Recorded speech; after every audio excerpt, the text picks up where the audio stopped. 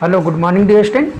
तो अब जो है कि हम इस लेक्चर में बात करेंगे कुछ ऐसे ऑब्जेक्टिव क्वेश्चंस के बारे में जो आपके IMREM में, ठीक है, और आपके ड्राइंग में और आपके TDEP में ये क्वेश्चन आपके अक्सर पूछे जाते हैं। और यहाँ पर जो भी हमने क्वेश्चन आपको लिए हैं, ठीक है, इस सेशन में जो भी क्वेश्चन है वो आपके प्रीवियस ईयर में कहीं ना कहीं पूछे गए हैं। आपका SSC JEE, UPPCL JEE, DMRC, LMRC, तो वहाँ पे आपके ये क्वेश्चन कहीं ना कहीं पूछे गए हैं, ठीक है। कुछ क्वेश्चन ऐसे हैं जो TG2 में भी पूछे गए हैं, तो इन सारे क्वेश्चंस के आगे पूछे जाने के चांसेस ज़्यादा हैं। ये इन क्वेश्चनों के आगे पूछे जाने के चांसेस क्यों ज़्यादा हैं? क्योंकि ये आपके क्वेश्चन स्टैटिक्स क्वेश्चन हैं, ठीक है। इस वजह से इनके फ्यूचर में भी आपके आने वाले जो भी एग्ज़ाम हैं उसमें पूछे जाने के चांसेस ज़्यादा हैं। ओके, तो पहला क्वेश्चन हमारे पास है। पहला क्वेश्चन है, by which of following method electric power may be transmitted from one location to another location. तो आप लोग अपना अपना आंसर इसमें मेंशन कीजिए। सभी लोग अपना कमेंट बॉक्स में अपने आंसर को क्लिक कीजिए कि कौन सा इसका आंसर होगा।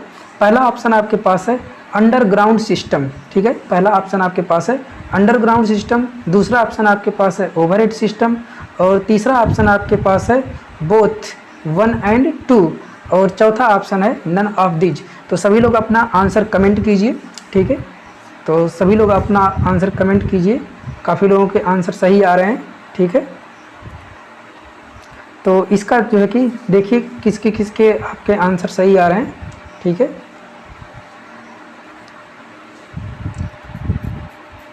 तो अभी हम इसका आंसर देख लेते हैं। तो इसका जो आंसर है वो आपका है बोथ, ठीक है। हम जो अपनी इलेक्ट्रिसिटी की सप्लाई है, ठीक है, इलेक्ट्रिकल सप्लाई है, इलेक्ट्रिकल पावर है, उसको हम ट्रांसमिट करते हैं कैसे? अंडरग्राउंड सिस्टम से भी करते हैं और ओवरहेड सिस्टम से भी करते हैं, ठीक है। नेक्स्ट क्वेश्चन की तरफ चलते हैं। क्वेश्चन नंबर 2, ठीक है। सभी लोग अपना अपना आंसर कमेंट करते रहें। Which of following transmission line have more initial cost, ठीक है। क्वेश्चन आपका है कि इसमें से कौन सी ऐसी ट्रांसमिशन लाइन है, ठीक है, और जिसकी इनिशियल कास्ट आपकी सबसे ज़्यादा होती है। क्या होती है? इनिशियल कास्ट सबसे ज़्यादा होती है। तो पहला ऑप्शन आपके पास है ओवरहेड ट्रांसमिशन, और दूसरा आपका है अंडरग्राउंड ट्रांसमिशन। काफ़ी लोगों के आंसर आने शुरू हो गए हैं। Both almost the same initial cost, ठीक है। और सी ऑप्शन आपके पास है कि सबकी जो इनिशियल कास्ट होती है दोनों की वो क्या होती है? सेम होती है। और तीसरा ऑप्शन है आपके पास नन ऑफ दीज। तो सभी लोग अपना अपना आंसर कमेंट कीजिए, ठीक है। देखिए आप लोग की जो प्रिपरेशन है वो कहाँ तक है। अपनी प्रिपरेशन को देखिए, अपनी प्रिपरेशन को आजमाइए, अपने जितनी तैयारी कर रखी है आप कहाँ तक पहुँच पा रहे हैं उस चीज़ को चेक कीजिए। ओके,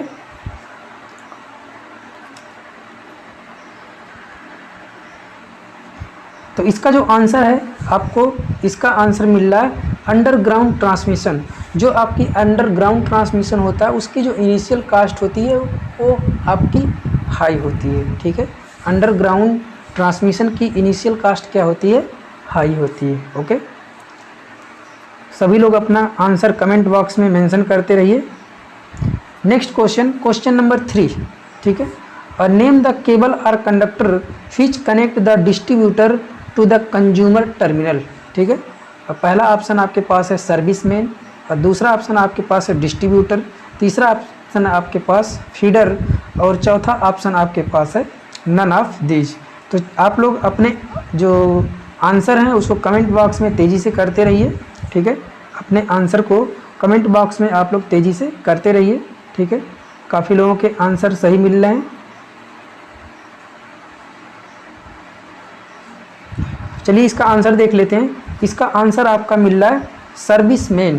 तो जो सर्विस मेन होता है वो आपका कंज्यूमर टर्मिनल से क्या रहता है? कनेक्ट रहता है। Okay, next question, question number 4, which of following material are not used for the transmission and distribution of electrical power, ठीक है। तो इसमें से आपके जो 4 ऑप्शन दिए हैं, पहला ऑप्शन आपके पास है कॉपर, दूसरा एल्युमिनियम, और तीसरा आपका टंगस्टन, और चौथा आपका स्टील। तो पूछा ये जा रहा है कि इन चारों में से कौन सा ऐसा मटेरियल है, कौन सा ऐसा मटेरियल है जो ट्रांसमिशन और डिस्ट्रीब्यूशन में यूज नहीं किया जाता है, ठीक है। जो हमारी इलेक्ट्रिकल पावर है उसके ट्रांसमिशन और डिस्ट्रीब्यूशन में हम यूज नहीं करते हैं। तो कौन सा ऐसा मटेरियल है? आप लोग अपना आंसर कमेंट बॉक्स में मेंशन कीजिए। तो आपका करेक्ट आंसर है सी, ठीक है। करेक्ट आंसर क्या है? टंगस्टन। टंगस्टन का आप यूज इलेक्ट्रिकल पावर के ट्रांसमिशन और डिस्ट्रीब्यूशन में नहीं करते हैं। कॉपर वायर का करते हैं, एल्युमिनियम का करते हैं, स्टील का करते हैं, ठीक है। स्टील का इसलिए करते हैं कि स्टील जो आपका एल्युमिनियम होता है, ठीक है, उसमें स्टील हम मिक्स करते हैं तब हमारी एक एलॉय बनती है, ठीक है। और एक अलग तरीके की हमारी क्या बनती है, मिश्र धातु बनती है, उसका हम उसमें हम यूज करते हैं इलेक्ट्रिकल पावर के ट्रांसमिशन में और डिस्ट्रीब्यूशन में। जैसे आपका स्टील का पोल हो गया, ठीक है, आपके स्टील के क्रॉस आर्म हो गए, इसका हम यूज करते हैं।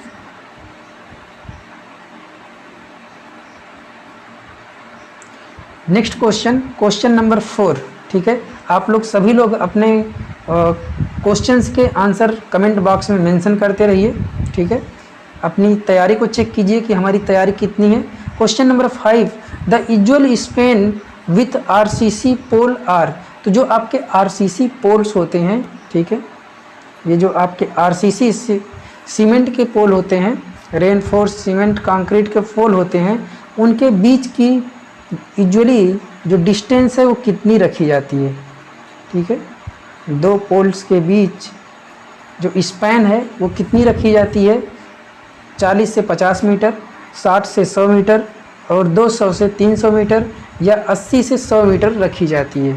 तो सभी लोग अपना आंसर कमेंट बॉक्स में कमेंट कीजिए। तो चलिए इसका करेक्ट आंसर देख लेते हैं। इसका जो करेक्ट आंसर है वो आपको मिल रहा है डी, 80 से लेकर 100 मीटर तक। जो कंक्रीट आरसीसी पोल होते हैं, ठीक है, उनके पोल्स की जो स्पैन है, दो पोलों के बीच की जो दूरी है वो 80 से लेकर 100 मीटर तक होती है। Okay, next question, question number 6। Question number 6, which of following are constant of transmission line. ठीक है, तो इसमें से कौन सी ऐसी क्वांटिटीज हैं जो ट्रांसमिशन लाइन में क्या होती हैं, कांस्टेंट रहती हैं। तो सभी लोग अपना आंसर कमेंट बॉक्स में कमेंट कीजिए। पहला ऑप्शन आपके पास है इंडक्टेंस, दूसरा ऑप्शन आपके पास है कैपेसिटेंस, तीसरा ऑप्शन आपके पास है रेजिस्टेंस, चौथा ऑप्शन आपके पास है कंडक्टेंस और लास्ट ऑप्शन आपका है ई, ऑल ऑफ एबव। सभी लोग अपना आंसर कमेंट बॉक्स में कमेंट कीजिए। काफ़ी लोगों के सही आंसर मिल रहे हैं। तो सही आंसर आपका क्या है? सही ऑप्शन है ऑल ऑफ एबव। तो जो आपका इंडक्टेंस है, कैपेसिटेंस है, रेजिस्टेंस है और कंडक्टेंस है, ये चारों चीज़ें आपकी क्या होती हैं, ट्रांसमिशन लाइन में ये कांस्टेंट होती हैं। ठीक है,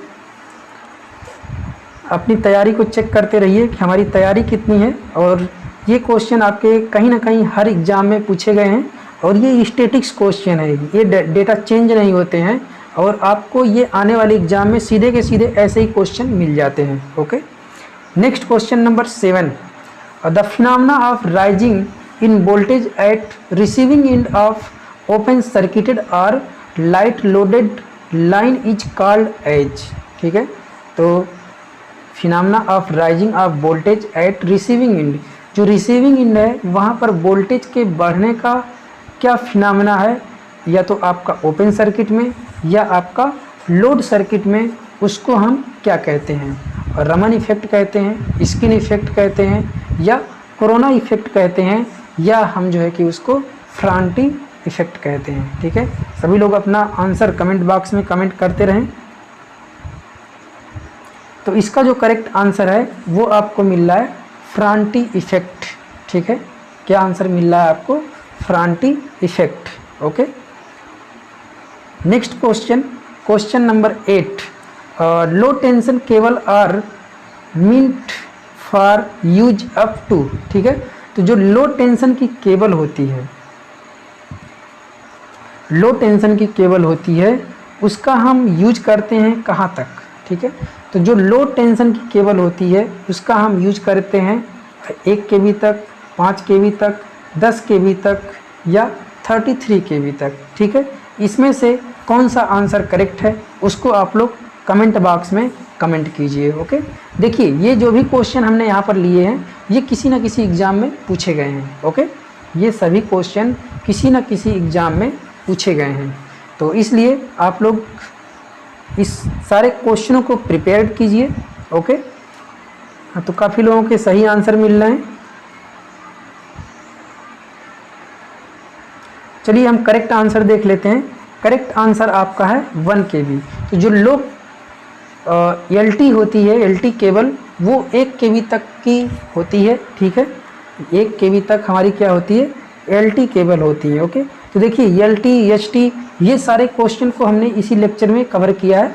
तो सभी लोग अपने क्वेश्चंस को अच्छे से पढ़ें और चीज़ों को समझें कि किसका कौन सा आंसर करेक्ट होगा, और उसको आप लोग कमेंट बॉक्स में मेंशन करते रहें। Okay, next question number 9। इस लेक्चर में लगभग हमने जो है कि 50 क्वेश्चन के अप्रॉक्स इस लेक्चर में रखा है, ठीक है। इसका आंसर देखिए हमने पहले ही मेंशन कर दिया है। The operating voltage of high tension cable is, जो आपका हाई टेंशन की केबल होती है, ठीक है, जो हाई टेंशन की केबल होती है उसमें जो आपका वोल्टेज होता है वो आपका 1 kV से लेकर 11 kV तक होता है। ओके, नेक्स्ट क्वेश्चन नंबर 10, ठीक है। देखिए हमने आपको पहले बताया कि LT का कितना होता है, LT का 1 kV, और आपका HT का कितना होता है, HT ये देखिए हाई टेंशन का आपका कितना होगा, 1 से लेकर 11 kV तक होता है। और जो आपकी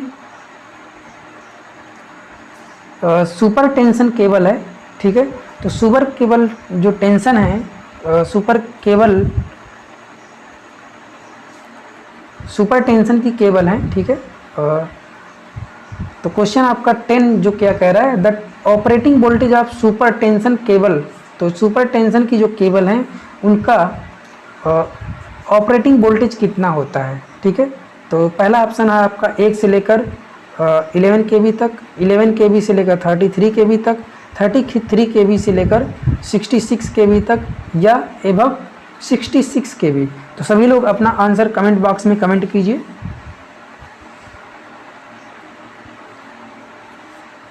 जी बिल्कुल, देखिए इसका सही आंसर आपको मिलेगा। सही आंसर देख लेते हैं कि इसका सही आंसर क्या होगा। इसका सही आंसर है आपका 11 kV से लेकर 33 kV तक की जो आपकी केबल होती हैं, ठीक है, 11 kV से लेकर 33 kV की जो केबल्स होती हैं उसको हम कहते हैं सुपर टेंशन केबल, ठीक है। सुपर टेंशन केबल का जो ऑपरेटिंग वोल्टेज है, ऑपरेटिंग वोल्टेज वो कितना होता है आपका 11 kV से लेकर 33 kV तक। ओके, सभी लोग अपने आप को चेक करते रहें कि आपकी प्रिपरेशन कितनी है। ये क्वेश्चन जो हमने यहाँ पर लिए हैं, ठीक है, ये आपके बेसिकली पावर सिस्टम से रिलेट करते हैं। ये क्वेश्चन आपका ट्रांसमिशन एंड डिस्ट्रीब्यूशन से मैच करते हुए क्वेश्चन है। तो आपके IEM में भी पूछे जा सकते हैं, EDD में भी पूछे जा सकते हैं, और आपका TDEP में भी ये क्वेश्चंस पूछे जा सकते हैं। ओके, नेक्स्ट क्वेश्चन नंबर 11, ठीक है, operating voltage of extra high tension cable, ठीक है। तो आपने देखा कि जो LT केबल है उसका ऑपरेटिंग वोल्टेज कितना होता है, 1 kV तक होता है, और LT हो गया। और इसके बाद HT कितना होता है आपका 1 से लेकर 11 kV तक, ठीक है। और इसके बाद आपने कौन कौन से देखे हैं, सुपर टेंशन का आपका कितना होता है, सुपर टेंशन का आपका होता है 11 kV से लेकर 33 kV तक।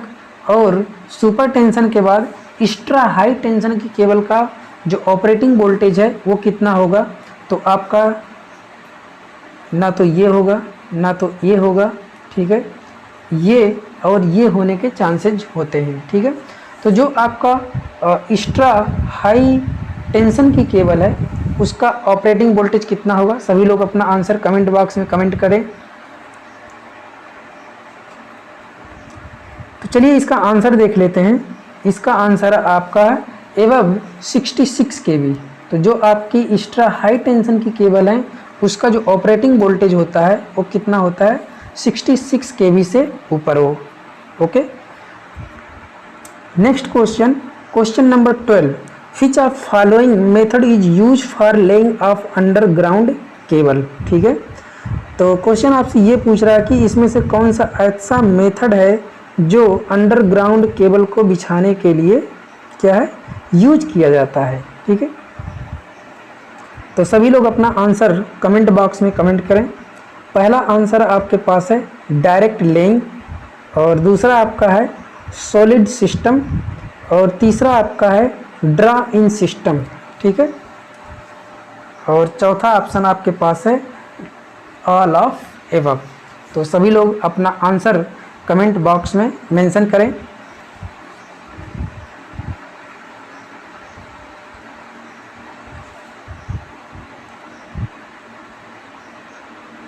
चलिए इसका करेक्ट आंसर देख लेते हैं। इसका करेक्ट आंसर है आपका ऑल ऑफ एबव। ठीक है, इनमें से क्या है सब सही है। डायरेक्ट लेइंग भी आप जो है कि फॉलो करते हैं, सॉलिड सिस्टम को भी फॉलो करते हैं, ड्रा इन सिस्टम को भी फॉलो करते हैं। Okay, next question, question number 13। ठीक है, which of following is the source of heat generation in cable. ठीक है, तो ये क्वेश्चन आपका ये कह रहा है कि इनमें से कौन सा हीट जनरेशन का सोर्स है, किसमें? केबल में हीट जनरेशन का कौन कौन सा सोर्स है? पहला ऑप्शन आपके पास है dielectric loss in cable. ठीक है, dielectric loss in cable. और सेकंड ऑप्शन आपके पास है कंडक्टर लॉसेस। कंडक्टर लॉसेस में क्या होता है, जैसे आपका I2R लॉसेस। ठीक है, और इसके बाद आपका शीथ लॉसेस, और लास्ट ऑप्शन आपका है ऑल ऑफ एबव। तो सभी लोग अपना आंसर कमेंट बॉक्स में मेंशन करें कि इसका कौन सा ऑप्शन करेक्ट है। Okay,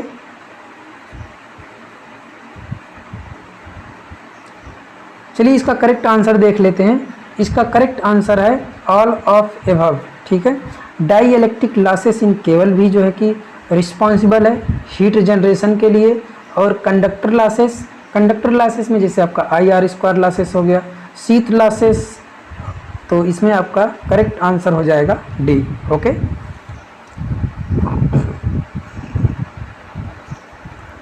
next question, question number 14, due to which of following reason the cable should not be operated too hot. ठीक है, due to which of following reason, इनमें से किन कारणों से cable should not be operated too hot.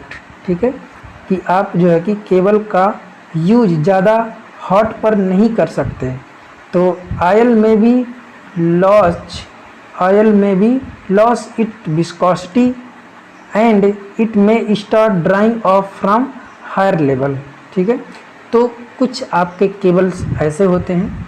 ठीक है, कुछ केबल्स ऐसे होते हैं जिसमें आपका क्या रहता है ऑयल फील्ड रहता है, तो उसकी विस्कोसिटी जो है कि क्या होगी अफेक्टेड होगी। और बी ऑप्शन आपके पास है expansion of oil may be cause the sheath to burst. ठीक है, और सी ऑप्शन है unequal expansion may be created wide in insulation which will lead to ionization. ठीक है, तो जब आपकी केबल हीट होगी तो उसकी वजह से क्या होगा, जो आपकी केबल है उसमें जो आपका इंसुलेशन है वो अनइक्वली क्या होगा एक्सपैंड होगा, अनइक्वली एक्सपैंड होगा। तो इससे क्या होगा आपका आयनाइजेशन की वजह से अफेक्टेड होगा। ठीक है, और डी ऑप्शन आपके पास है unequal expansion may be create wide in insulation which will lead to ionization. ये तो दोनों आपके ऑप्शन, ये दोनों ऑप्शन सेम है, तो इसमें आपका करेक्ट आंसर क्या होगा ई। ठीक है, करेक्ट आंसर आपको क्या मिलेगा ई। ठीक है, next question, question number 15, besides a method of trial and error, besides method of trial and error, which of following method is employed for the solution of network problem in any interconnected system. ठीक है, तो power system के जो interconnected networks हैं, power system के जो interconnected networks हैं उनमें ट्रायल और एरर, ठीक है, ट्रायल और एरर मेथड्स को छोड़कर जो इंटरकनेक्टेड सिस्टम है उनकी प्रॉब्लम को सॉल्व करने के लिए किसका यूज करते हैं। ठीक है, पहला आपके पास है किरचॉफ लॉ का यूज करते हैं, सुपरपोजिशन ऑफ करेंट्स का यूज करते हैं, और तीसरा आपके पास है थेवेनिन्स थ्योरम का है। ठीक है, और चौथा ऑप्शन आपका है ऑल ऑफ एबव। तो सभी लोग अपना आंसर कमेंट कीजिए।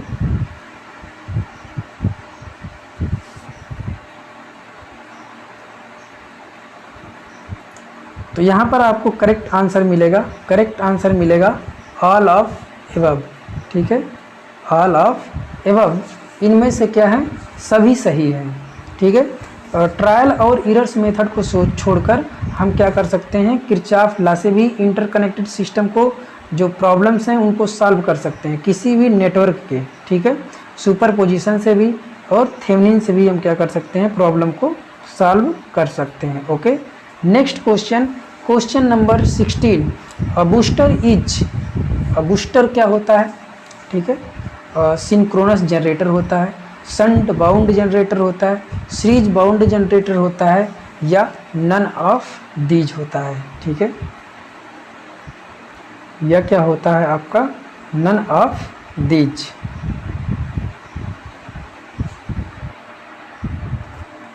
सभी लोग अपना आंसर कमेंट में कमेंट करते रहिए। कुछ लोगों के करेक्ट आंसर मिलते हैं, कुछ लोगों के जो है कि कोई ए करेगा, कोई बी करेगा, जो आपका करेक्ट आंसर नहीं मिल पाता है सही।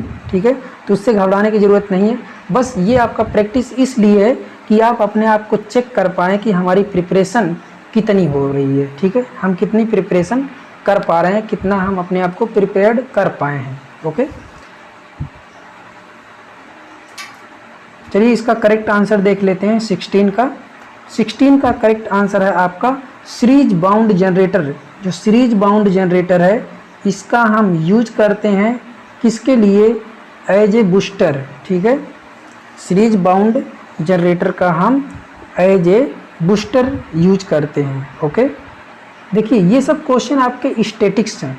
ठीक है, और इसमें बहुत ज़्यादा डिटेल्स में जाने की ज़रूरत नहीं है, बिल्कुल वन लाइनर टाइप के क्वेश्चन है और ये रटे रटाए क्वेश्चन होते हैं। नेक्स्ट क्वेश्चन आपका है क्वेश्चन नंबर 17। इसका आंसर पहले से ही हमने मेंशन कर दिया है। ठीक है, which of following fault is most likely to occurs in cable. ठीक है, तो जो आपकी केबल्स होती हैं उसमें सबसे ज़्यादा आपके कौन से फॉल्ट होते हैं, break down of cable insulation, जो केबल का इंसुलेशन है उसका ब्रेक डाउन हो जाना, ये आपका most likely occurs in cable. ठीक है, ये ऐसे फॉल्ट्स हैं जो बहुत ही ज़्यादा आपको देखने को मिलते हैं। क्रॉस और शॉर्ट सर्किट फॉल्ट, ठीक है, तो आपस में दो लाइनों का सड़ जाना ये भी आपका होता है। और ओपन सर्किटेड फॉल्ट, ये आपके ऐसे फॉल्ट्स हैं जो जनरली आपको देखने को मिलते हैं केबल्स में। Okay, next question number 18, the voltage of single phase. इसका आंसर सभी लोग करेंगे, सभी लोग के आंसर करेक्ट होने चाहिए। The voltage of single phase supply to residential consumers, तो जो रेजिडेंशियल कंज्यूमर होते हैं उनका सिंगल फेज की सप्लाई का वोल्टेज कितना होता है।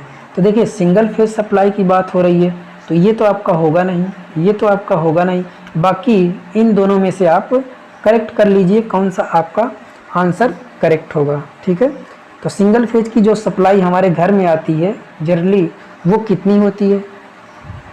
जी बिल्कुल बिल्कुल, काफ़ी लोगों के सही आंसर मिल रहे हैं। जी बिल्कुल, चलिए ठीक है, हम करेक्ट आंसर देख लेते हैं। करेक्ट आंसर क्या है, करेक्ट आंसर आपका है बी। ठीक है, जो हमारे घर में सप्लाई आती है वो कितनी आती है, 230 वोल्ट। ठीक है, 230 वोल्ट एसी। 230 volt AC।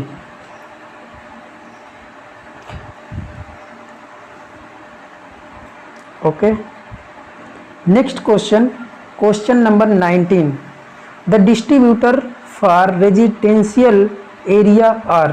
ठीक है, तो जो हमारा रेजिडेंशियल जो डिस्ट्रीब्यूटर होता है, ठीक है, the distributor for residential area are, तो जो डिस्ट्रीब्यूटर होते हैं वो रेजिडेंशियल एरिया के लिए कौन सी सप्लाई देते हैं, 3 फेज 4 वायर की, या 3 फेज 3 वायर की, या सिंगल फेज की, या इसमें से कोई नहीं। सभी लोग अपना आंसर करेक्ट कीजिए, करेक्ट आंसर आप लोग कमेंट बॉक्स में मेंशन कीजिए। और ये क्वेश्चन बहुत ही इजी है, क्वेश्चन नंबर 18 भी इजी था। ठीक है, तो जो हमारे घर तक सप्लाई आती है हमारे पोल पर, ठीक है, वो कौन सी सप्लाई होती है, आप लोगों को अपना आंसर कमेंट बॉक्स में मेंशन कीजिए। ठीक है, काफ़ी लोगों के सही आंसर मिल रहे हैं। चलिए हम लोग आंसर देख लेते हैं, इसका करेक्ट आंसर क्या है। इसका करेक्ट आंसर है 3 फेज 4 वायर सप्लाई।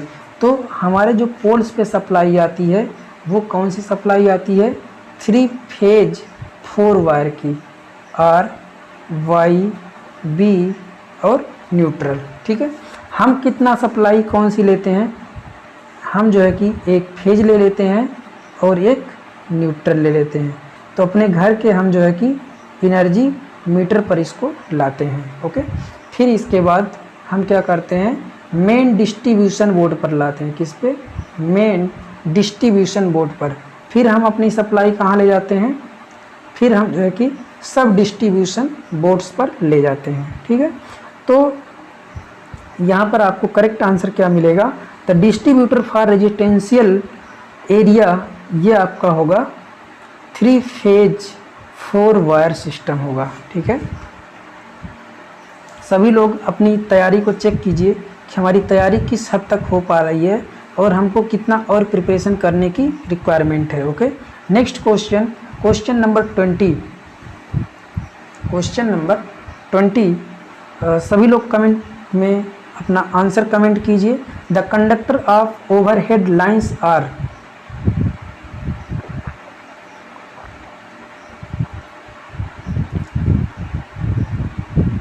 जो ओवरहेड लाइंस होती हैं उसमें जो हमारा कंडक्टर यूज किया जाता है वो कैसा कंडक्टर होता है, स्टैंडर्ड कंडक्टर होता है, सॉलिड कंडक्टर होता है, या सॉलिड और स्टैंडर्ड दोनों होता है, या इनमें से कोई नहीं होता है।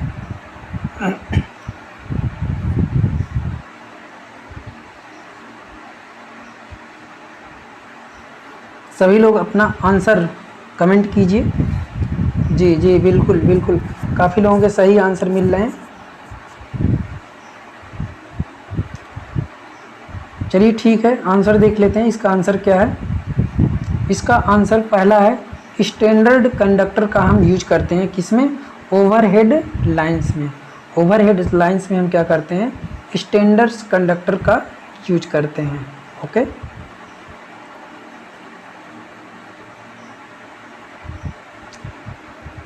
Next question, question number 21, high voltage transmission line use.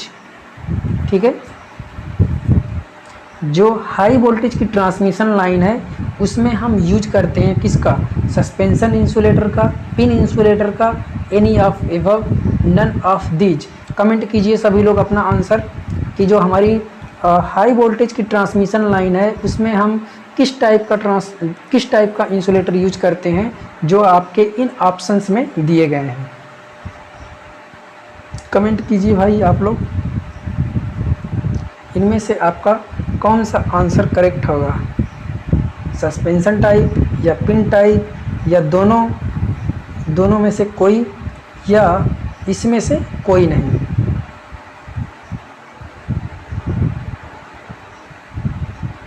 चलिए इसका आंसर चेक कर लेते हैं। इसका आपका आंसर है, हाई वोल्टेज में हम किसका यूज करते हैं, सस्पेंशन टाइप के इंसुलेटर का यूज करते हैं। ओके,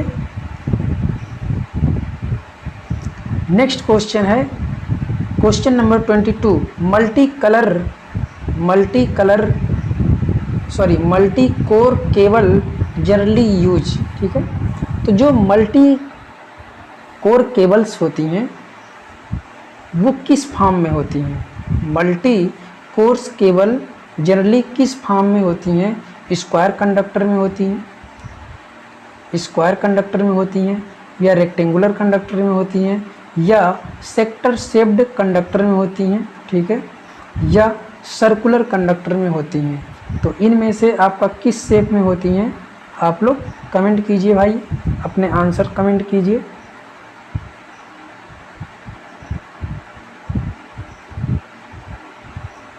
चलिए ठीक है, इसका आंसर देख लेते हैं। इसका आपका आंसर है सेक्टर शेप्ड कंडक्टर का हम यूज करते हैं। तो जो हमारी केबल्स होती है, ठीक है, मल्टी कोर केबल, जैसे कि मान लीजिए आपकी ये केबल है, ठीक है, इसमें आपका 1 2 3, ठीक है, ये आपके RYV 3 फेज की ये केबल है, ठीक है। तो इसमें हमारे जो कंडक्टर होते हैं, क्या वो स्क्वायर फॉर्म में होते हैं, या रेक्टेंगुलर फॉर्म में होते हैं, या सर्कुलर फॉर्म में होते हैं? तो ये आपका क्या होते हैं? सेक्टर शेप्ड होते हैं। मतलब इसका कुछ सेक्टर होगा, इसका कुछ सेक्टर होगा, और ये तीनों का अलग अलग थोड़ा थोड़ा सेक्टर्स होगा, ठीक है। तो इसलिए हम क्या करते हैं, जो मल्टी कोर केबल होती है उसको जनरली सेक्टर शेप्ड कंडक्टर के फॉर्म में यूज करते हैं। Okay, next question, question number 23। The material commonly use for insulation in high voltage cable, ठीक है। सभी लोग अपना आंसर कमेंट कीजिए। तो हाई वोल्टेज केबल्स जो होती हैं उसमें हम इंसुलेशन मटेरियल कौन सा यूज करते हैं?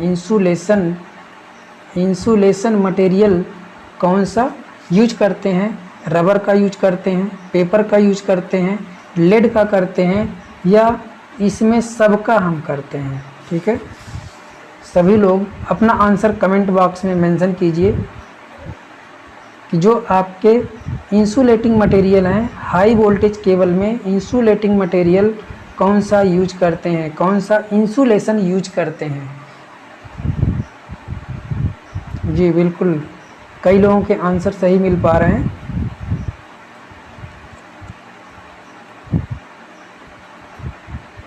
चलिए ठीक है, हम आंसर देख लेते हैं इसका कौन सा आंसर करेक्ट है। इसका जो करेक्ट आंसर आपका है वो है पेपर इंसुलेशन मटेरियल का हम यूज करते हैं किसमें? हाई वोल्टेज की केबल्स में, ठीक है। पेपर इंसुलेटिंग मटेरियल का यूज करते हैं हम किसमें? केबल्स में करते हैं। ओके, देखिए ये पावर सिस्टम से रिलेटेड चीज़ें हैं, और ये आपके कंपटीशन में कहीं ना कहीं ये जो भी क्वेश्चन मैं यहाँ पर आपको लिए करवा रहा हूँ सब कहीं ना कहीं पूछे गए क्वेश्चन हैं। Okay, next question 24। Overhead line generally used, overhead lines generally use ACSR conductor, copper conductor, ठीक है, या एल्युमिनियम कंडक्टर, या इसमें से किसी का हम यूज कर लेते हैं। तो जो आपका ओवरहेड लाइन है उसमें जनरली किसका यूज करते हैं? तो सभी लोग अपना आंसर कमेंट कीजिए भाई, सभी लोग अपना आंसर कमेंट कीजिए। देखिए ये आपका REM के लिए दूसरा लेक्चर है मेरा, और 2-3 लेक्चर और लेंगे जिसमें जो है कि आपकी सारी की सारी चीज़ें क्या हो जाएंगी, कवर हो जाएंगी। और ये लेक्चर इसलिए ले रहे हैं क्योंकि इसमें TDP का भी पोर्शन आ जा रहा है और ड्राइंग का भी पोर्शन आ जा रहा है, क्योंकि ड्राइंग में भी आपका जो है कि अंडरग्राउंड केबल हैं, ठीक है, इंटरनल्स वायरिंग्स हैं, तो वो चीज़ें आपकी यहाँ पर भी क्लियर हो जा रही हैं। ठीक है जी, बिल्कुल कई लोगों के आंसर सही मिल रहे हैं और कुछ लोगों की तैयारी अभी बहुत अच्छी नहीं है। तो ओवरहेड लाइंस जो होती है उसमें जनरली हम किसका यूज करते हैं? चलिए हम आंसर देख लेते हैं। इसमें हम यूज करते हैं ACSR कंडक्टर का। ACSR कंडक्टर क्या होता है? एल्युमिनियम कंडक्टर स्टील रेनफोर्स्ड, ठीक है, एल्युमिनियम कंडक्टर स्टील रेनफोर्स्ड। तो हम इसका यूज करते हैं, और इसका यूज करने से क्या होता है कि आप देख रहे हैं कि इसमें स्टील मिला दी जा रही है एल्युमिनियम के साथ। जो एल्युमिनियम कंडक्टर है उसके साथ आप क्या कर रहे हैं? स्टील मिला दे रहे हैं। तो जब आप इसमें स्टील मिला देंगे तो इसकी जो मैकेनिकल स्ट्रेंथ है वो क्या हो जाती है, बढ़ जाती है। ओके, तो इसलिए आपको ओवरहेड लाइंस जो होती है उसमें जनरली किसका यूज करते हैं, ACSR का यूज करते हैं। ठीक है,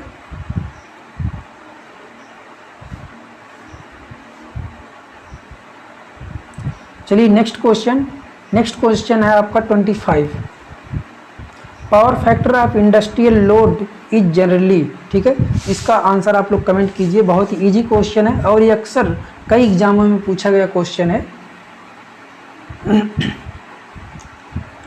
जो आपकी इंडस्ट्रियल लोड है, ठीक है, जो इंडस्ट्रियल लोड है या जो इंडस्ट्री में आपके लोड चल रहे हैं वो जनरली किस पे काम करते हैं, किस पावर फैक्टर पे काम करते हैं, यूनिटी पे करते हैं, लैगिंग पे करते हैं, लीडिंग पे करते हैं, या इनमें से किसी पर भी काम करते हैं।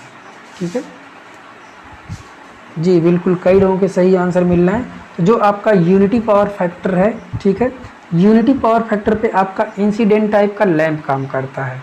ठीक है, और लैगिंग पावर फैक्टर पे जितने भी आपके इंडक्शंस मशीन हैं, इंडक्शन मोटर हैं, वो आपकी लैगिंग पावर फैक्टर पे काम करती हैं। ठीक है,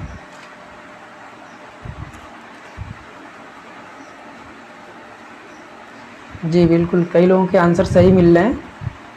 चलिए ठीक है, इसका आंसर चेक कर लेते हैं।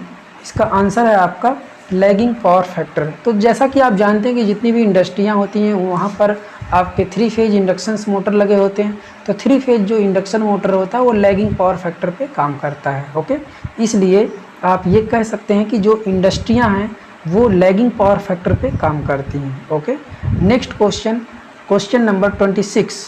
ये भी क्वेश्चन आपका बहुत ही ईजी है, आप लोग इसका आंसर कीजिए। The material generally used for armour of high voltage cable. ठीक है, तो जो आपकी हाई वोल्टेज की केबल्स होती हैं उसमें जो हम आर्मर यूज करते हैं, ठीक है, केबल को सपोर्ट करने के लिए, मैकेनिकल सपोर्ट देने के लिए केबल्स में हम आर्मर का यूज करते हैं। तो वो केबल में जो हमने आर्मर यूज किया है, ठीक है, वो आर्मर आपका किस चीज़ का बना होता है, किस मटेरियल का बना होता है। जी बिल्कुल कई लोगों के आंसर सही मिल रहे हैं।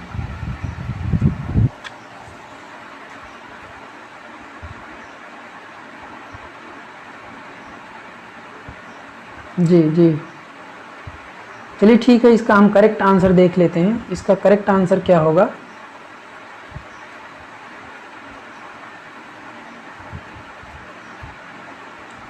इसका करेक्ट आंसर होगा आपका स्टील। ठीक है, स्टील का वायर हम यूज करते हैं। जैसे हमारी ये केबल है, ठीक है, इसके ऊपर हमने इंसुलेशन लगाया, ये केबल आपकी हो गई, इसके ऊपर आपने इंसुलेशन लगाया, फिर इसके बाद आप आर्मर लगाते हैं। ठीक है, तो आर्मर इसके चारों तरफ लगा देने से क्या होता है, इसको मैकेनिकल सपोर्ट मिल जाता है। ओके, तो स्टील का हम यूज करते हैं मैकेनिकल सपोर्ट के लिए, किसमें, केबल्स में। Next question number 27। In transmission line cross arm are made. ठीक है, तो जो आपकी ट्रांसमिशन लाइन होती हैं, ठीक है, उसमें हम क्रॉस आर्म का यूज करते हैं। तो जो क्रॉस आर्म होता है वो किस चीज़ का बना होता है, किस मटेरियल्स का बना होता है। पहला ऑप्शन आपके पास है, आंसर कीजिए सभी लोग। स्टील का बना होता है, लकड़ी का बना होता है, वुड्स, RCC आपके जो है कि रेनफोर्स्ड सीमेंट, कंक्रीट सीमेंट्स के बने होते हैं, या नन, किसी के भी नहीं बने होते हैं।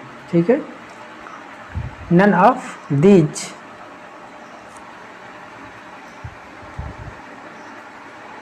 जी बिल्कुल, आप लोग आंसर अपना आंसर मेंशन कीजिए। कई लोगों की तैयारी बहुत ही अच्छी चल रही है।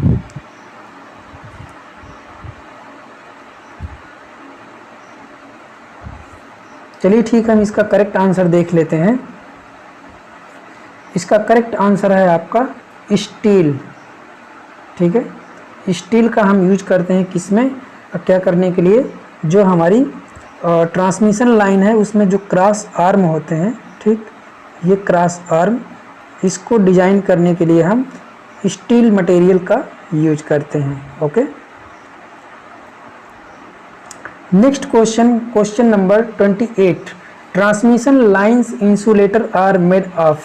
ठीक है, इसका आंसर कीजिए। ये बहुत ही इजी क्वेश्चन है और इस क्वेश्चन को हमने पिछले किसी लेक्चर में कराया, अभी जल्दी ही, आज ही कल में। सभी लोग अपना आंसर मेंशन कीजिए कि जो ट्रांसमिशन लाइन है उसमें इंसुलेटर जो आपके यूज किए जाते हैं वो किस चीज़ के बने होते हैं। पोर्सिलीन के बने होते हैं, ग्लास के बने होते हैं और कंपोजिट पॉलीमर के बने होते हैं, या एनी ऑफ एबव। ठीक है, देखिए ट्रांसमिशन लाइन की बात की जा रही है। ट्रांसमिशन लाइन में जो आपके इंसुलेटर यूज किए जाते हैं वो किस चीज़ के बने होते हैं। ठीक है,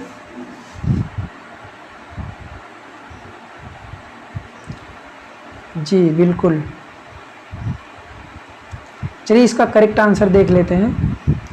इसका करेक्ट आंसर है आपका पोर्सिलीन, ग्लास और कंपोजिट पॉलीमर। हमने आपको भी हाल ही में किसी लेक्चर में बताया था कि जो हमारे इंसुलेटर होते हैं, अब जनरली हम क्या कर रहे हैं, ग्लास के हमको बने हुए मिल रहे हैं। ठीक है, किसके, ग्लास के बने हुए मिल रहे हैं, कंपोजिट पॉलीमर के मिल रहे हैं। ठीक है, आप रेलवे ट्रैक पे देखेंगे तो आपको जो है कि पॉलीमर टाइप का और ग्लास टाइप का इंसुलेटर आपको देखने को मिलेगा।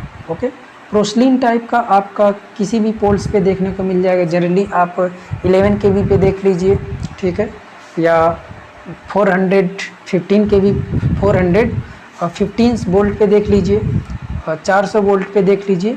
इस पे जनरली आपको पोर्सिलीन टाइप का जो है कि इंसुलेटर देखने को मिल जाएगा। या बड़ी लाइनों पे देख लीजिए, वहाँ पर भी आपको पोर्सिलीन का बना हुआ मिल जाएगा। ओके, चलिए नेक्स्ट क्वेश्चन। नेक्स्ट क्वेश्चन है आपका 29, the material commonly use for sheath of underground cable. ठीक है, शीथ के लिए हम अंडरग्राउंड जो केबल्स होती हैं उसमें यूज करते हैं किस मटेरियल का। अपना अपना आंसर कमेंट कीजिए।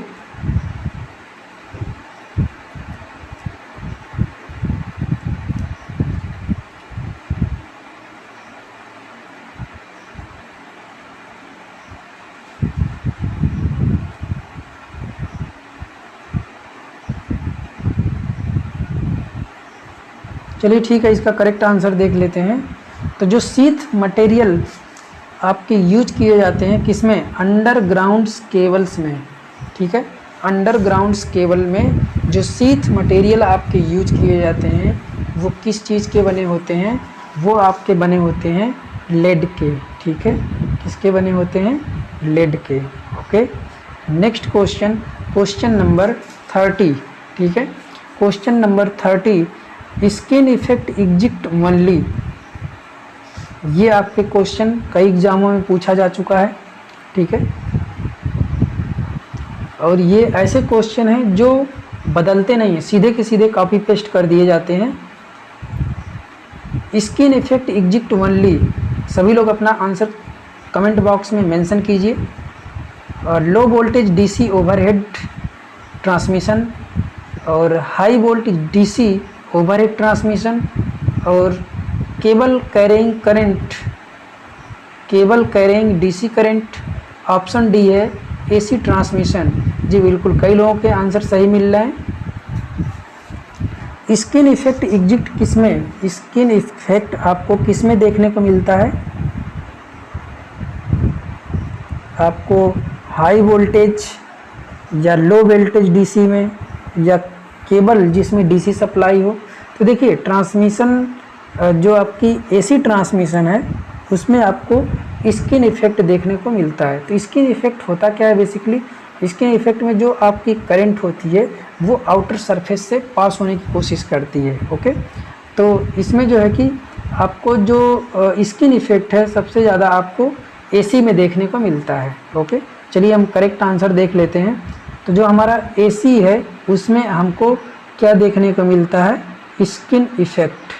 ठीक है, स्किन इफेक्ट आपको किस में देखने को मिलता है, एसी ट्रांसमिशन में देखने को मिलता है। ओके, नेक्स्ट क्वेश्चन है 31, the spacing between phase conductor of 220 220 kV line is approximately equal to, ठीक है। सभी लोग अपना आंसर कमेंट कीजिए कि जो आपकी 220 kV की लाइन होती है उसमें फेज कंडक्टर्स के बीच की दूरी कितनी होती है लगभग, ठीक है।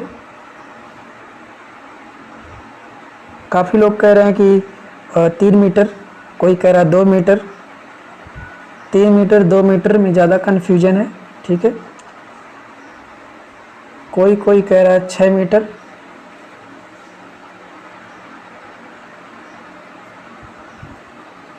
चलिए आंसर देख लेते हैं। इसका आंसर है 6 मीटर, ठीक है। इसका आंसर कितना है? 6 मीटर है, ठीक है। अगर आपकी 132 kV की होती, अगर आपकी लाइन 132 kV की होती तो उसमें जो है कि 1.5 से 2.5 मीटर तक हम उसके कंडक्टर्स के बीच की स्पेसिंग रखते हैं। 2.5 से 1.5 मीटर हम क्या करते हैं? स्पेसिंग रखते हैं, okay. Next question 22, the minimum clearance between the ground and A 220 kV lines is, ठीक है। तो मिनिमम क्लियरेंस ग्राउंड से और लाइंस के बीच कितना होना चाहिए? ये आपकी क्या है? ये मान लीजिए आपकी लाइंस जा रही हैं, ठीक, और ये आपका क्या है? ग्राउंड है। तो ये ग्राउंड और ये लाइंस के बीच, ग्राउंड और लाइंस के बीच कितना मिनिमम क्लियरेंस होना चाहिए, ठीक है। जब आपकी लाइन कितनी है? 220 kV की है। अगर आपकी लाइन 220 kV की है तो उस कंडक्टर और ग्राउंड के बीच मिनिमम क्लियरेंस कितना होना चाहिए? सभी लोग अपना आंसर कमेंट कीजिए।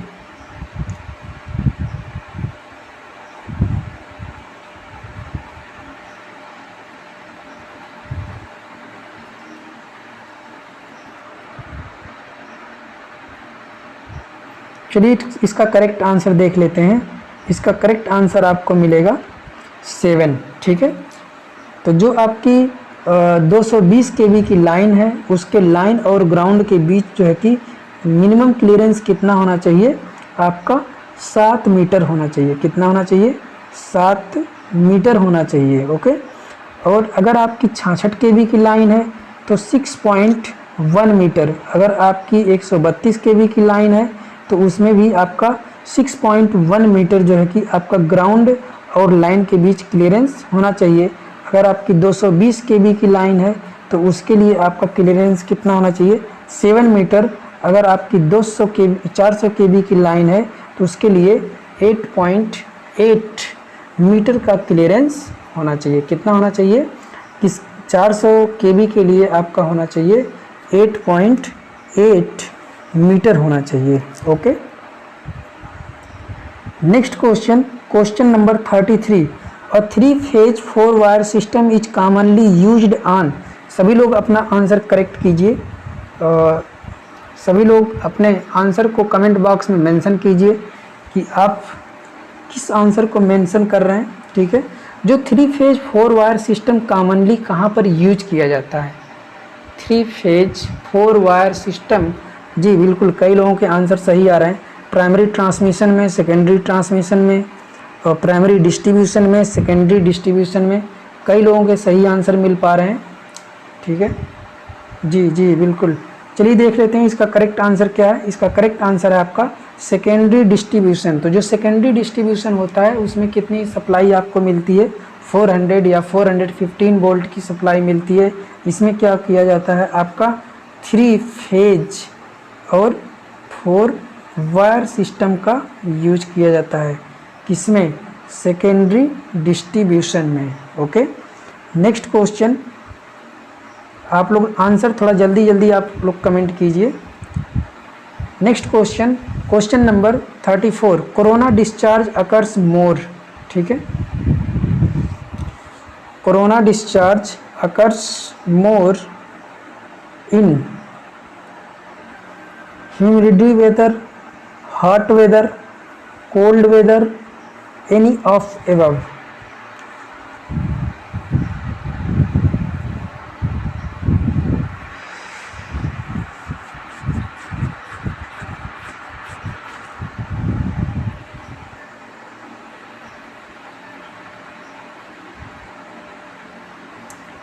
देखिए इसमें आपका एक ऑप्शन ये जो है कि रेनी वेदर होना चाहिए, ठीक है।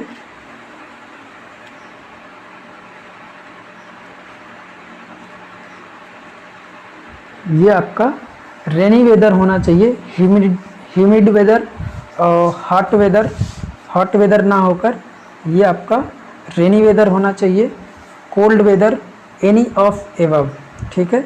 अब आप अपना आंसर कमेंट कीजिए, तो आपको आंसर मिलेगा डी, ठीक है।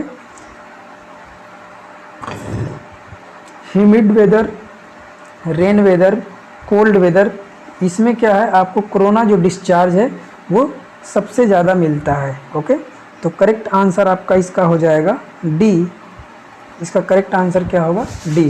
क्वेश्चन नंबर 35, क्वेश्चन नंबर 35 है which of following relays are used on long transmission line, ठीक है।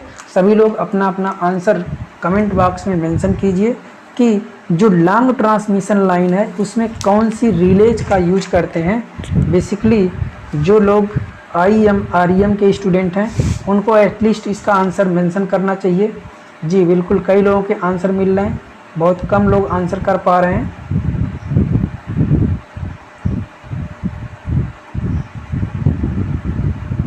जी अपना अपना आंसर कमेंट कीजिए।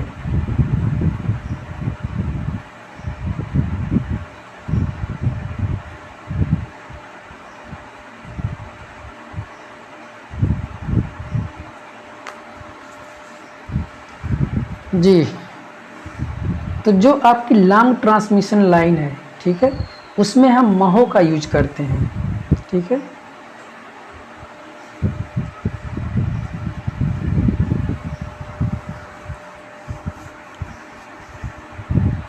जो आपकी लॉन्ग ट्रांसमिशन लाइन है उसमें हम महो रिले का यूज करते हैं, और जो शॉर्ट ट्रांसमिशन लाइन है उसमें हम जो है कि रिएक्टेंस रिले का यूज करते हैं, और जो मीडियम लाइन है उसमें हम मीडियम में MI। जी अभी सबके आंसर मैं बता दूंगा इसको तरीके से याद करने के लिए भी। तो जो आपकी लॉन्ग ट्रांसमिशन लाइन है उसमें हम रिले कौन सी यूज करते हैं, महो रिले का यूज करते हैं, ठीक है। किसमें, लॉन्ग में हम जो है कि महो रिले का यूज करते हैं। जो शॉर्ट है, ठीक है, उसमें हम रिएक्टेंस रिले का यूज करते हैं। आगे आपको क्वेश्चन देखने को मिलेगा, ठीक है। और जो आपकी मीडियम है उसमें हम जो है कि इम्पीडेंस रिले का यूज करते हैं, ओके। जी नेक्स्ट क्वेश्चन आपके पास है 36, इसका आप लोग क्विकली आंसर दीजिए।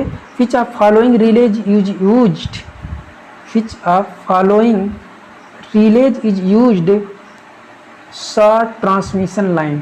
तो शॉर्ट ट्रांसमिशन लाइन में हमने आपको अभी बताया है कि कौन सा रिले का यूज करते हैं, ठीक है।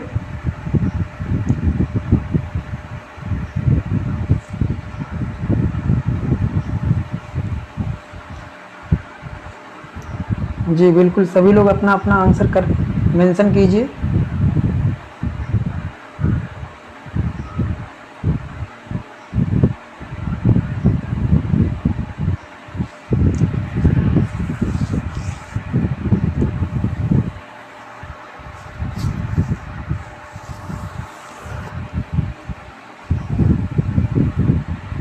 इसका जो करेक्ट आंसर होगा वो आपका डी आंसर होगा, ठीक है।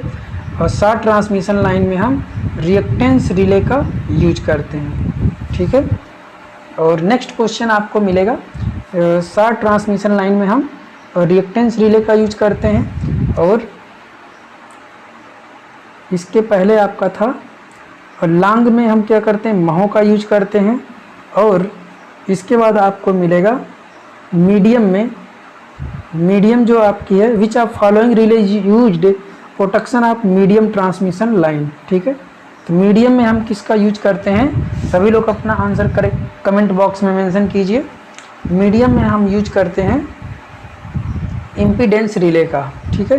देखिए अगर आप किसी कॉम्पिटिटिव एग्जाम में बैठते हैं तो ये जो आपके 3 क्वेश्चन हैं, देखिए question number 35, question number 35, question number 36 question number 37, ये क्वेश्चन आपके किसी न किसी एग्जाम में तीनों में से एक आपका एक क्वेश्चन आपका एटलीस्ट आ ही जाता है, ठीक है। Which of following release used protection of medium transmission line, ठीक है।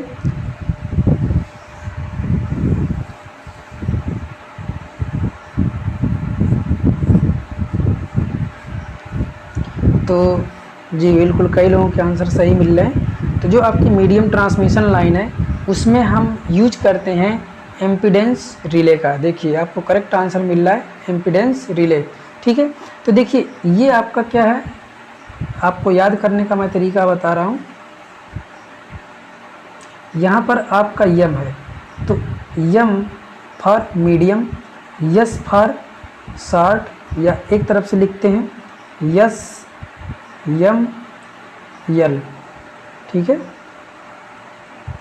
यस आपका शॉर्ट के लिए है, यम आपका मीडियम के लिए है, यल आपका लॉन्ग के लिए है, ठीक है। तो शॉर्ट में हम कौन सी यूज करते हैं, यस आर, ठीक है। शॉर्ट फॉर रिएक्टेंस रिले, ठीक है। Short for reactance relay, short में हम कौन सी रिले यूज करते हैं, शॉर्ट लाइन है, ये आपकी है लाइन, ठीक है। ये दो कॉलम बना लीजिए, ये आपकी है लाइन और ये आपकी है रिले, ठीक। ये आपकी है लाइन और ये आपकी है रिले। शॉर्ट में आप किसका यूज करते हैं, रिएक्टेंस का, मीडियम में आई का, ठीक है। मीडियम में आप किसका यूज करते हैं, एम्पीडेंस रिले का। मीडियम में आप किसका यूज करते हैं, एम्पीडेंस का यूज करते हैं। लॉन्ग में किसका यूज करते हैं, लॉन्ग में आप जो है कि महो रिले का यूज करते हैं, ठीक है।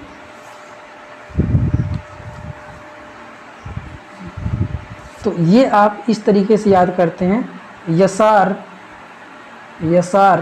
एमआई, मोबाइल के तरीके इसको याद कर लीजिए, एमआई का मोबाइल है, ठीक है।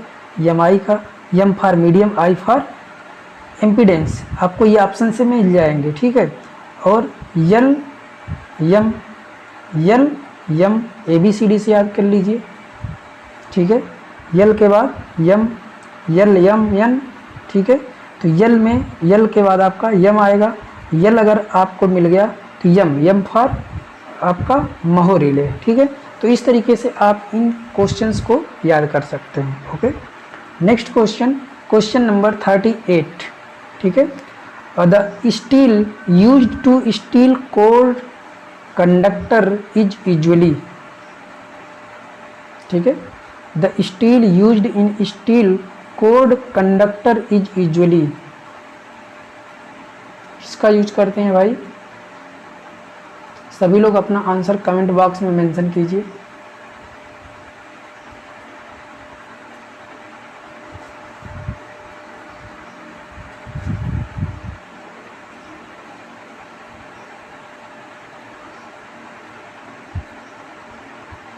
चलिए हम आंसर चेक कर लेते हैं।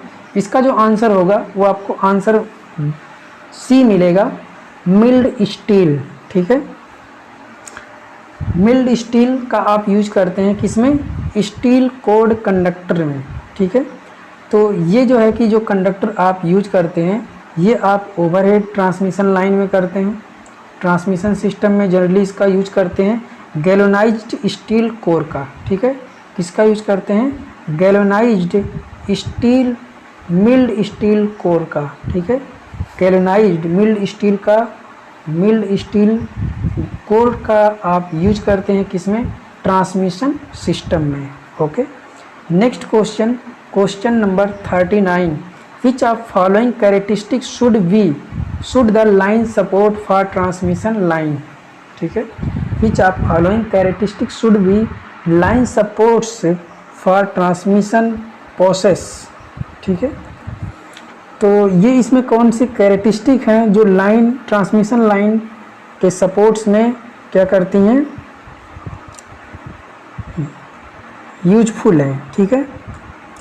हाई मैकेनिकल स्ट्रेंथ जो आप सपोर्ट्स यूज करते हैं ट्रांसमिशन लाइन में, लॉन्ग लाइफ होनी चाहिए, लो कॉस्ट होनी चाहिए, और ऑल ऑफ एबव तो इसमें कौन सा आपका आंसर करेक्ट होगा? जी बिल्कुल, कई लोगों के करेक्ट आंसर मिल रहे हैं। तो इसका जो करेक्ट आंसर मिलेगा आपको, आपका डी आंसर आपका करेक्ट होगा कि जो आपके सपोर्ट्स होते हैं ट्रांसमिशन लाइन में यूज किए जाते हैं वो क्या होने चाहिए, उनकी मैकेनिकल स्ट्रेंथ ज़्यादा होनी चाहिए, लॉन्ग लाइफ होनी चाहिए और लो कास्ट होनी चाहिए। इसलिए आपका ऑप्शन डी सही होगा। ओके, नेक्स्ट क्वेश्चन, सभी लोग अपना आंसर कमेंट बॉक्स में मेंशन करते रहें। क्वेश्चन नंबर 40, हमने आपको बताया कि यहाँ पर लगभग 50 क्वेश्चन है, 50 क्वेश्चन से ऊपर ही मिलेंगे आपको, ठीक है, और इन क्वेश्चनों के आने के चांसेस ज़्यादा हैं। Next question 40, a conductor due to sag between two supports, a conductor due to sag between two supports take the form of, ठीक है,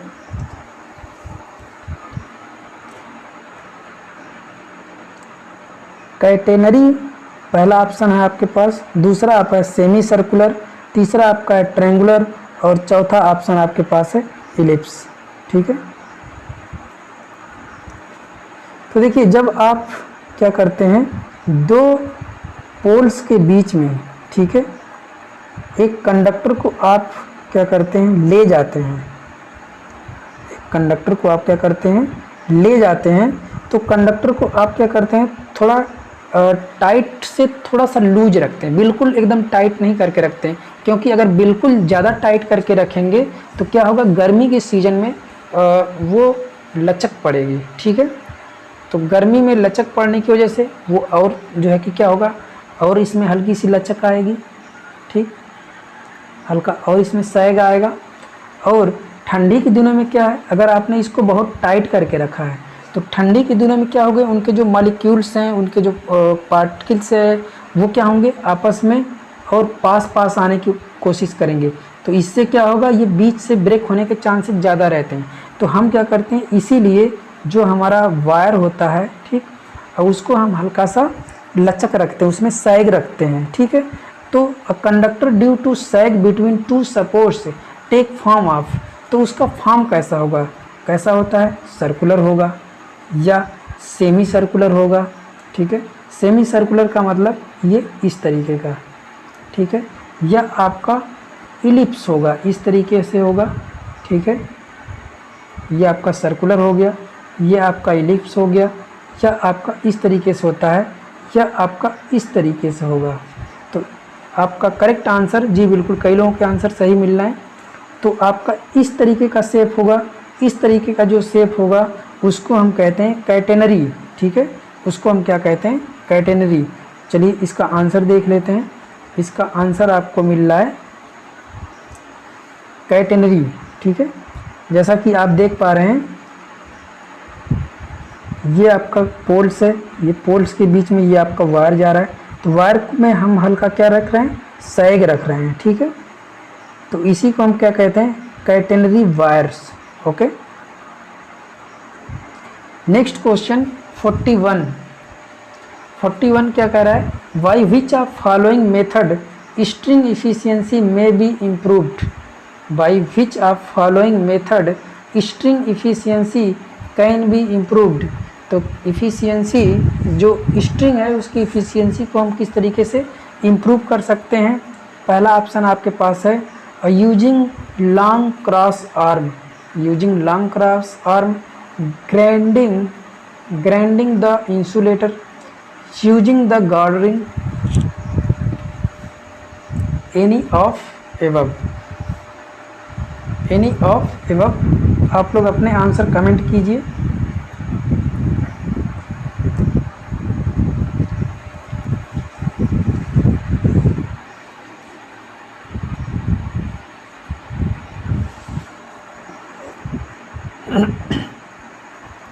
चलिए इसका करेक्ट आंसर देख लेते हैं। इसका करेक्ट आंसर होगा any of above.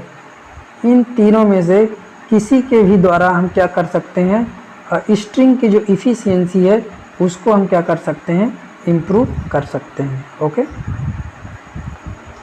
Next question, a circuit is disconnected by isolator fan.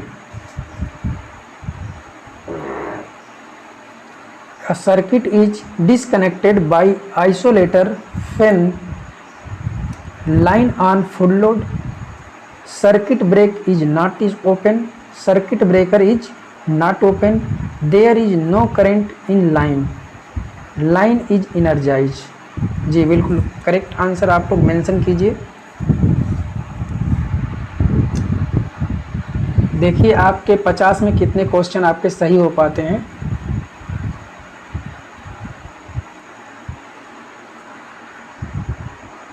चलिए हम इसका आंसर देख लेते हैं। इसका आंसर आपको मिलेगा सी, ठीक है। इसका आंसर आपको मिलेगा C, there is no current in line. आप क्या करते हैं, circuit is disconnected by isolator.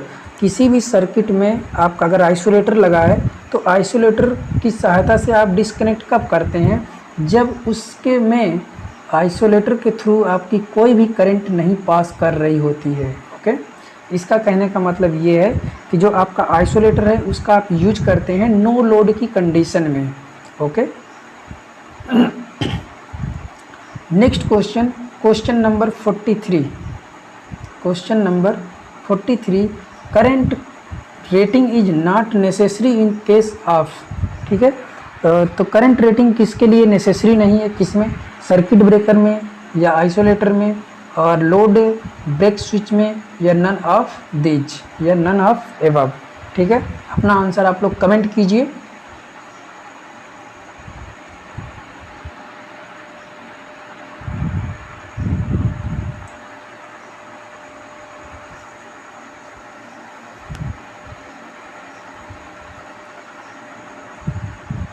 जी बिल्कुल, कई लोगों के आंसर सही मिल रहे हैं। तो इसका सही आंसर मिलेगा आपको आइसोलेटर, ठीक है।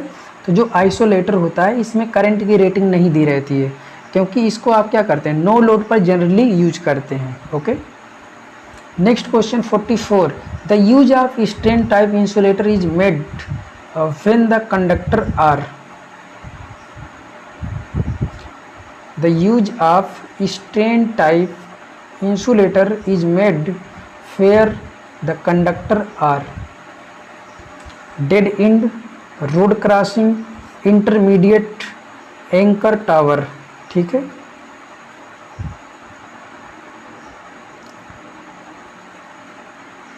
जो स्ट्रेन टाइप का आपका इंसुलेटर है उसका कहाँ कहाँ यूज करते हैं, जी बिल्कुल आप लोग आंसर अपने कमेंट करते रहिए। इसका जो यूज है हम डेड एंड पर भी करते हैं, रोड क्रॉसिंग पर भी करते हैं, इंटरमीडिएट एंकर टावर पर भी करते हैं। इसलिए आपका करेक्ट आंसर होगा क्या, डी। करेक्ट आंसर आपको मिलेगा D, all of the above. Okay, चलिए चेक कर लेते हैं इसका answer. Next question, question number 45, the current drawn by the line due to the corona loss is. तो जो आपकी करंट ड्रॉन होती है कोरोना लॉस की वजह से, वो कैसी होती है, आंसर आप लोग कमेंट कीजिए। नॉन साइनोसॉइडियल होगी, ट्रायंगुलर होगी, स्क्वायर वेव होगी, या साइनोसॉइडियल होगी, ठीक है। कैसी होगी, नॉन साइनोसॉइडल होगी, ट्रायंगुलर होगी, स्क्वायर वेव होगी, और साइनोसॉइडल होगी। तो कई लोग तो जो है कि इसको ऑप्शन मार रहे हैं, ऑप्शन डी को करेक्ट मार रहे हैं, ठीक है। तो आपका यहाँ पर करेक्ट आंसर होगा क्या, यहाँ पर करेक्ट आंसर होगा ए, नॉन साइनोसॉइडल, ठीक है। आपकी नॉन साइनोसॉइडल होगी, कौन सी, जो करंट ड्रॉन होगी किसकी वजह से, कोरोना लॉस की वजह से। Okay, next question, question number 46, pin type insulator are generally not used for voltage beyond, ठीक है। तो जो पिन टाइप का इंसुलेटर है उसका आप किस वोल्टेज से ऊपर नहीं कर सकते हैं, ठीक है। 22 kV पर, और 33 kV पर, 11 kV पर, 1 kV पर। आप लोग अपने आंसर कमेंट कीजिए।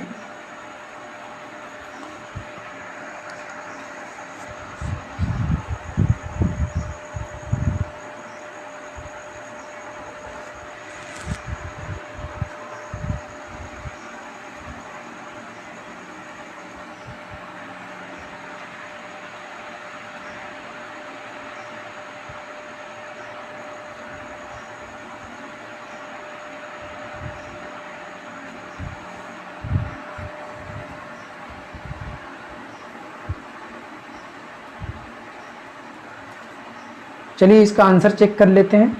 इसका आंसर आपका है 33 kV से ऊपर आप पिन टाइप के इंसुलेटर का यूज नहीं कर सकते। ठीक है, देखिए हमने यहाँ पर और भी चीज़ें एडिशनल ली हैं। जो पिन टाइप का इंसुलेटर है उसका आप 33 kV से ऊपर नहीं कर सकते। सस्पेंशन टाइप का इंसुलेटर है इसका आप हाई ट्रांसमिशन लाइन में यूज करते हैं। कहाँ पर करते हैं? इसका यूज आप हाई ट्रांसमिशन लाइन में करते हैं, वो भी 11 kV से ऊपर की लाइनों में आप क्या कर सकते हैं? सस्पेंशन टाइप का इंसुलेटर यूज कर सकते हैं। ठीक है, एक आपका होता है साइकिल इंसुलेटर। तो जो साइकिल इंसुलेटर है इसका भी आप यूज करते हैं 33 kV से नीचे तक। Okay, next question number 47। देखिए जहाँ पर आपको एडिशनल क्वेश्चन बताने की रिक्वायरमेंट है मैं वहाँ पर ज़रूर बताऊँगा, और जो आपके वन लाइनर क्वेश्चन है उसमें जो है कि एडिशनल चीज़ें ऐड नहीं कर रहे हैं। Okay, for the transmission of power over the distance of 20 kilometre the transmission voltage should be. ठीक है, तो अगर आपकी कोई लाइन 200 मीटर दूर तक जा रही है, ठीक है, तो उसके लिए आपका ट्रांसमिशन वोल्टेज कितना होगा? सभी लोग अपना आंसर कमेंट कीजिए। तो यहाँ पर आपका ट्रांसमिशन वोल्टेज कितना होगा? 66 kV या 132 होगा, ठीक है, या 11 kV या 33 kV। सभी लोग अपना आंसर कमेंट कीजिए। तो यहाँ पर आपको सही आंसर मिलेगा 132 kV से 132 kV का वोल्टेज होना चाहिए जब आपकी ट्रांसमिशन लाइन कितने की हो? 200 किलोमीटर की डिस्टेंस की हो। Okay, next question number 49। In the tap changing transformer the tapping are provided on. ठीक है, जो टैप चेंजिंग ट्रांसफार्मर होते हैं उसमें हम टैपिंग किधर देते हैं? हाई वोल्टेज साइड देंगे या सेकेंडरी वाइंडिंग में देंगे या प्राइमरी वाइंडिंग में देंगे या इनमें से किसी में भी दे देंगे? सभी लोग अपना आंसर कमेंट कीजिए। ये क्वेश्चन बहुत ही इजी है।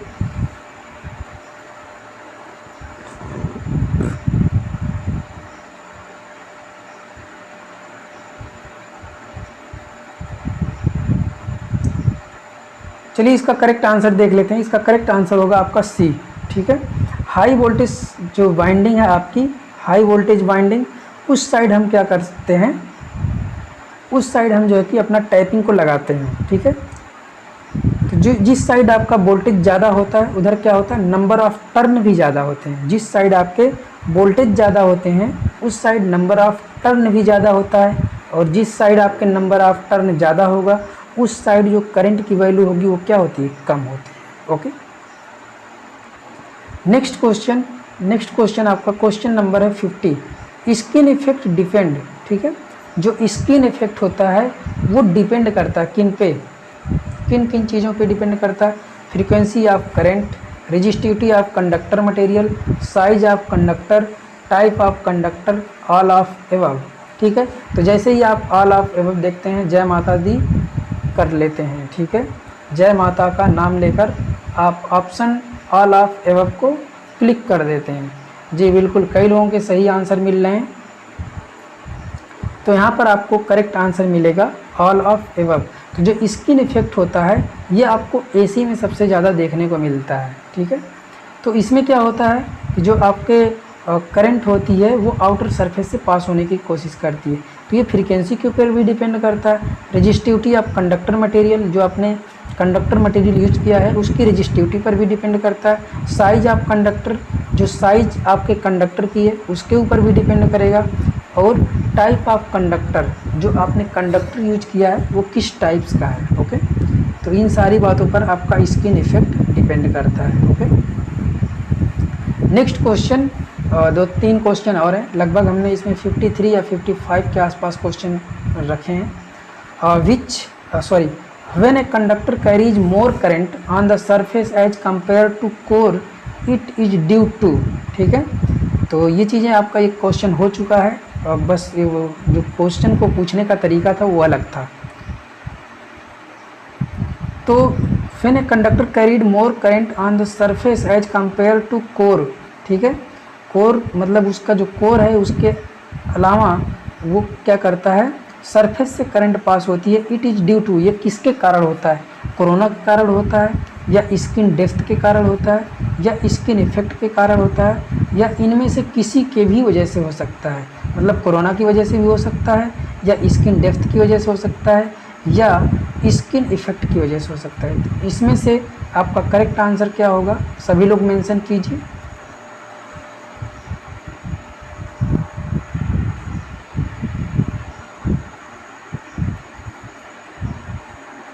तो इसका जो करेक्ट आंसर होगा वो आपका है स्किन इफेक्ट। स्किन इफेक्ट की वजह से क्या होता है, जो करंट होती है, ठीक है, वो कंडक्टर के आउटर सरफेस से पास होने की कोशिश करती है एज कंपेयर टू कोर या central area. Okay, next question 52, the advantage of high transmission voltage. ठीक है, हाई ट्रांसमिशन वोल्टेज की क्या क्या एडवांटेज है? अगर आप जितना हाई वोल्टेज पे ट्रांसमिशन करते हैं तो हाई वोल्टेज पे ट्रांसमिशन करने से क्या क्या एडवांटेज हैं, क्या क्या लाभ हैं, क्या क्या फ़ायदे हैं? ठीक है, तो पहला ऑप्शन आपके पास है area of cross section is reduced line losses, increase efficiency, all of above. ठीक है, तो ये आपका बहुत ही इजी क्वेश्चन था, तो इसका करेक्ट आंसर आप लोग कर रहे हैं। ठीक है, तो इसका जो करेक्ट आंसर आपको मिल रहा है वो आपको है डी। ठीक है, इसमें से सभी। Next question number 53, the maximum power can be achieved in transmission line.